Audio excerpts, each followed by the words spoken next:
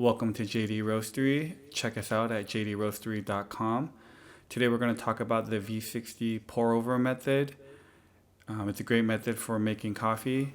The first step that we want to do is get some clean filtered water and put it into a kettle because we always want to use water that's fresh off the boil. So here's a little chart you can find on jdroastery.com on the resources page. It's a little quick guide to help you dose your coffee and know how much to pour. These are all based off of a ratio of 1 to 16.7. Today we're going to brew 500 milliliters of water, so we're going to use about 30 grams of coffee. This is coffee that I just roasted a couple of days ago, so it's nice and fresh. So we always want to weigh our coffee and grind it right before brewing. We want a medium to fine grind, and this is my conical burr grinder. They're definitely better than any blade grinder you can find out there.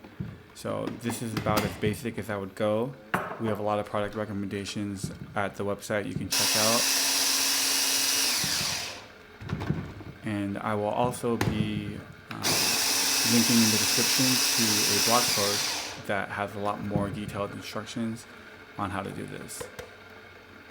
This is the James Hoffmann method. I'll also link to his original video on how to do this. It's a little bit longer and it goes into more detail, a lot of great information. So what we want to do next is we want to rinse our filter. This is a V60 size 3 dripper, but I'm actually using a size 2 paper. I find it useful because when I want to make a bigger brew, I use the V3 paper. And I can go up to 800 milliliters. With the size 2 paper, we can go up to about 600 milliliters. So we want to go ahead and rinse the filter with our freshly boiled water. You can just use hot water from the tap, or I have a hot water warmer that I use for this also. Because we're only brewing 500 ml, it's not a big deal, but that kettle you see is an 800 milliliter kettle. So if I'm making an 800 ml brew, I actually may not have enough water. So we get rid of the water, we just use that to rinse out the paper, warm up the dripper, and warm up the carafe. Go ahead and put our coffee in. Give it a little shake to make the bed nice and flat. Then we're going to use about 2 to 3 times the weight of the coffee to bloom it. So we use 30 grams of coffee, we're going to use about 60 to 90 grams of water. We're going to bloom for 30 to 45 seconds. I always do 45 because I'm using freshly roasted coffee. If your coffee is a little bit older, 30 seconds is probably fine. Those bubbles you see are the fresh roasted coffee giving off some gas. So we let this bloom for 45 seconds.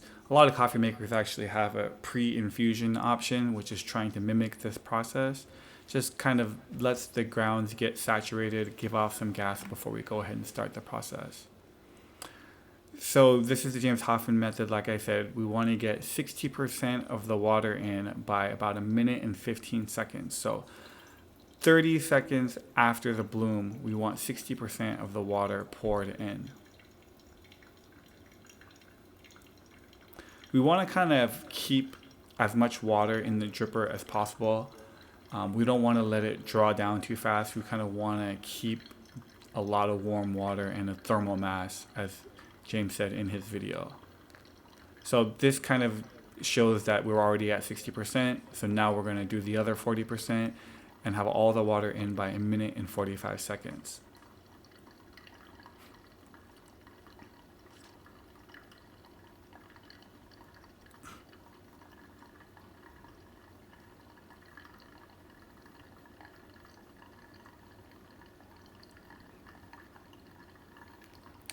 So at the end of the full pour, what we want to do is stir it a little bit. One thing that I do is I kind of try to scrape some of the grounds off of the side of the filter, and then do 1 swirl clockwise, 1 swirl counterclockwise, and then give it a little bit of a swirl. Sorry, earlier I meant to say give it a stir. Once it draws down enough and it's safe to do so, give it a little swirl. This just helps keep the coffee bed nice and flat for a good even extraction. So we want to target a soft drawdown time of about 3 minutes and 30 seconds. It doesn't need to be exact, but if you're going a lot faster than that, maybe your grounds are too coarse. If you're going a lot slower than that, maybe your grounds are too fine. So this is why we need to make sure we find the optimal grind size.